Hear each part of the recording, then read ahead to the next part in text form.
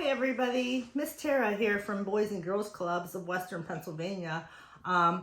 Today is another exciting adventure in Children's Imaginarium series, sculpture series.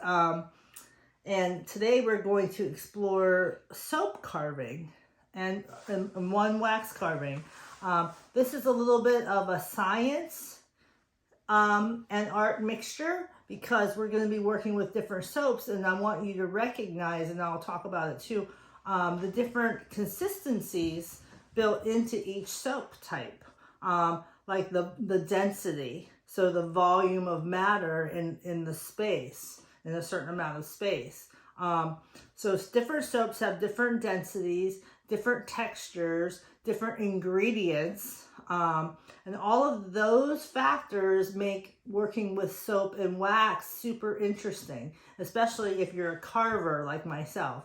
I love to carve things. I carve everything from natural elements like seeds that you've seen me do, and clay, and food,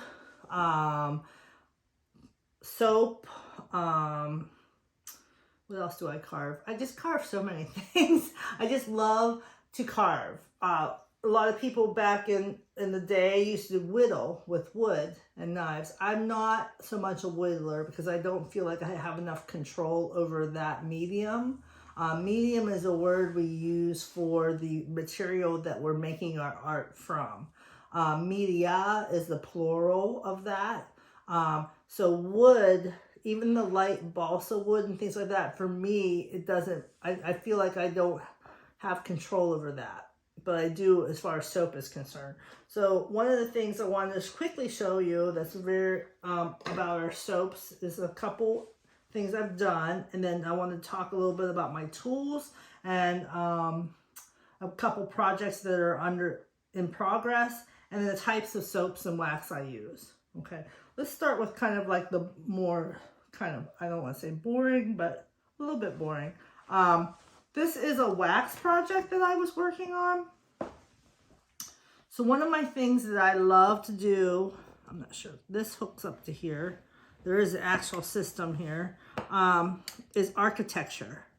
I love to carve out architecture. Like, so I was thinking, I love the idea of like living in those old stone caves, old stone buildings and rooms that you see in like Italy, like I think in Egypt. They're like, they look like ruins now, but I can see what they were in the past. You know what I'm talking about, Patrick? Yeah, sure. Like those old Roman like structures that were made out of marble. And, absolutely. Like just beautiful thing, that masonry, like that people like literally chiseled out their homes and their rooms with their hands. Like all that work was not done like we do it now. It was done by hand. And that is like so amazing when you think about it. When you think about all that carving, you know, so that I try to honor that a little bit by making these beautiful little carvings that are small, because I've always had a love of architecture, especially that old world architecture. So this is a piece made out of wax. This is like a canning wax, like like you would use to top off your canned vegetables or your jellies and jams. So I believe it's a little bit harder, but I do believe that's what it was. It's an older type of paraffin canning wax. So, but it's really fun to carve. All right. So that's kind of neat. It really holds up well, like to the architectural form, because it's square. It's very square when you start. This is how this piece started. Okay. And here's your inner pieces right here that were inside here somehow. You know, so then I carved it all down and out. So that's kind of fun to think about. Okay, now let's move on to the tools. A little bit about the tools. These are my tools that I carve with. This was from a prior project. All right, so I use needle tools. And everybody's like, why would you use a needle tool? Why wouldn't you use like a knife that would slice through the soap? You don't need to slice soap. It's not sliceable, really. You have to work it and carve it out. It's soft. It's gentle. If you want to do the detail, get the detail work, you use your needle tool and you hold it like this, you know. Now, we are doing soap carving projects with the kids when I show you this last little bit of scientific information as it relates to art. But I can't give them needle tools. So for children, we use plastic cutlery and like spoons and forks and knives, and they scrape and scrape and scrape and scrape. And it takes, butter knives. Yeah. It takes a little extra time, but it's totally doable. Or if a teacher or their care person wants to help them with a sharper tool, that's fine. This is my dusting brush, so sometimes you get the little particles and you need to get them out of the way. So I just use an old brush like that.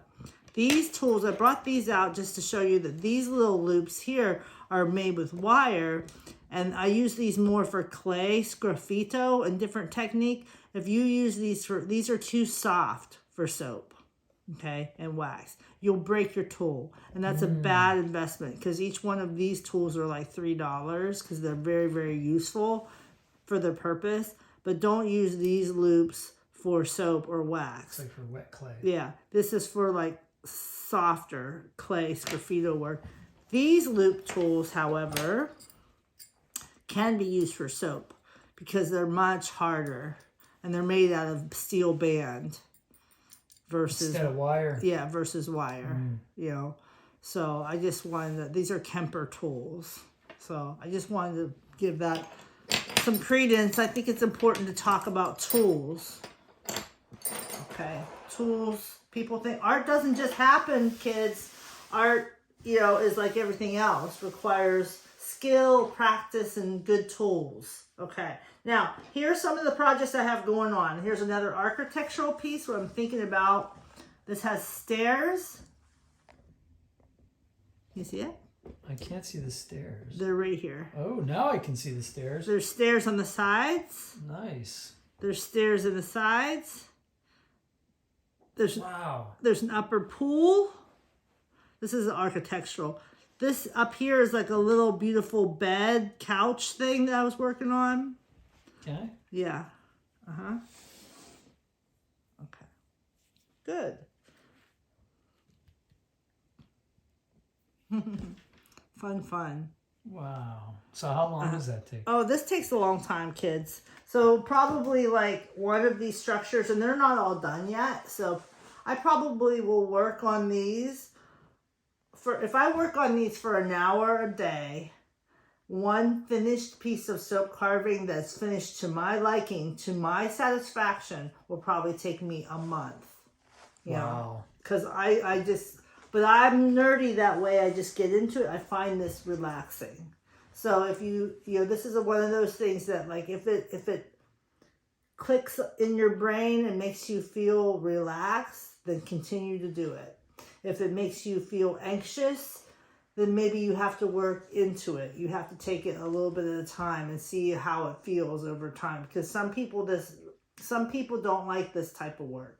It's too finicky for them. Okay, I enjoy this. This is another architectural form. I'm just going to do this quickly.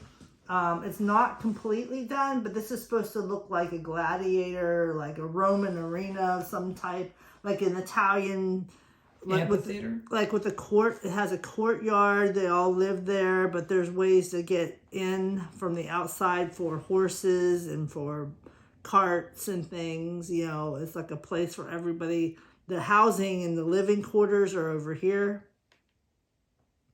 This is the outdoor area. This is entryway for the bigger things. You know, so I love the house. The same way in Asia, where you see, like, you don't see a lot of the beautiful spaces from the outside of the buildings.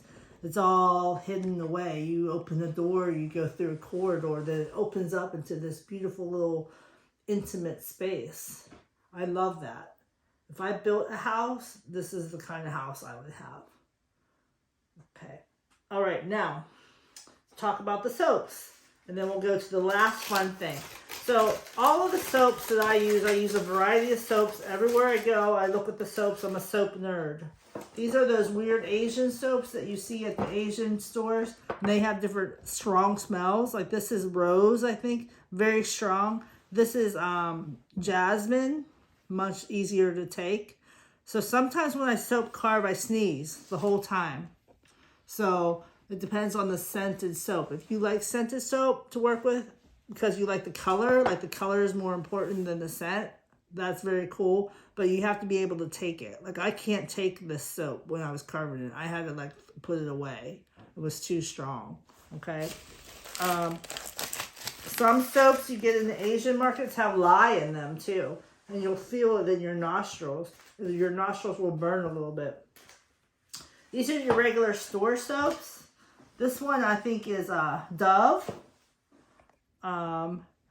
This one that I showed you was made out of Dial. This was the Lye Soap. This is a Lye Soap. And it's really hard. But I had to almost like wear a face mask when I was doing it because I felt like it was like burning my nostrils because I was inhaling a little bit. Other fun soaps. This is a Glycerin Soap. This is made more with oil. You can see through it. I have a bunch of beautiful sculptures I can't find right now, but you can see, put them in the light and you can see through them. They're translucent. That's the word. And this is called Pear Soap. Beautiful soap. Very soft. You use soft glycerin soap, you have to keep wiping off your tool. You have to have like a towel, a wet washcloth, and you have to clean as you go. Very finicky, but beautiful results. Okay, next one, homemade soap. My sister makes these homemade soaps. Hard, super hard soap.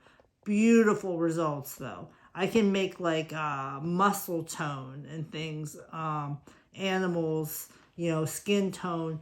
It can show a lot of detail because the soap is harder and I can work at it a little bit more aggressively.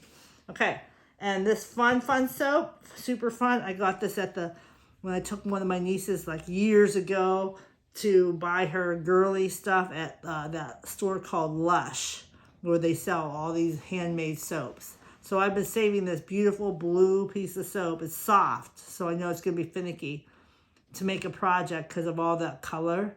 But I just can't figure out what I want to make with it yet because it's so beautiful itself. Maybe I'll just leave it like it is. Okay, now here's the sciencey part of it. All those soaps that I showed you have different densities and different volume by weight and things like that. Like this is really heavy. And I know if I cut this in half, which I have done before, it's like you look at a cross section of it and it's going to be like tight. There's not going to be any air holes. It's not going to be porous. This soap is going to, I'm not going to do it, but this soap is just going to sink to the bottom. Okay? Do it. See? Sinks right to the bottom. All right? These will dry, so we'll be fine. They'll dry. Okay? Another one, homemade soap, hard, sink right to the bottom. Okay? Very, very hard. And the reason why I'm showing you this, the oil one, we'll see if it's going to sink. This is made with oil, so maybe the oil will repel the water more than the weight will take it. Nope, it's still too heavy. Okay? So, I have designed kids projects, summer kids projects, and I know the Cub Scouts do this, the Boy Scouts, whatever they're calling themselves these days. They make boats out of soap, ivory soap. And then in my project they make the body of the boat out of ivory soap. And then we add like lightweight toothpicks and sails and stuff. And then you put it in water and it will float. Okay, ivory soap is light and airy and porous. Porous means it has a bunch of holes in it. Okay, and it'll float. And then you can take a little fan, or you can blow it, or you can make a fan, and you can move your boat across the water. Okay, so they're gonna make their boats and race them. Here's an example. I did this a little earlier, so it's a little wet. This is made with ivory soap. Now this one is not going to float all the way because it has holes in it. But if this were a boat and had a bottom without a hole, it would float. So, because it's so light. You see that? You see how that's floating? Yep, that's ivory soap for you. Very lightweight. Very, very lightweight. And I'll let this dry and they'll be fine for later. Like this bar of soap, it'll get hard again with air. Okay? So that's just some fun. Let's see, this one was made with dial, I think. Let me see if this will float. Oh, see, that'll float now too. Nice. So you have to kind of see what floats your boat. What soap floats your boat. Float your soap. What? Yeah, float your soap. I think, oh, look at this beautiful carvings, guys, that I did with these. So this is a flower one. Can you see that? I'll focus in on it. Oh, yeah. And here's the tip. Look at that nice. Flower. And here's the other side. So detailed. I love doing detail. And that's with a bar soap. And you might think, who in the world would do that? I do. And I do, and I'm busy. I'm a busy lady. So sometimes my brain just needs to calm down. I need to do something creative in order to be able to do what I do every day. It's a stimulant. It like makes my brain better whenever I do these creative activities.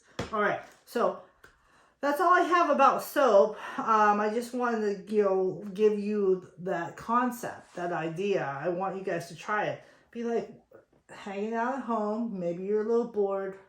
Maybe you go into your bathroom and find a bar of soap. Find a toothpick. Find something pointy. And just start making marks. And see where it takes you. Alright? Try it. You'll like it. I hope you enjoyed that video. And we're on to our next adventure.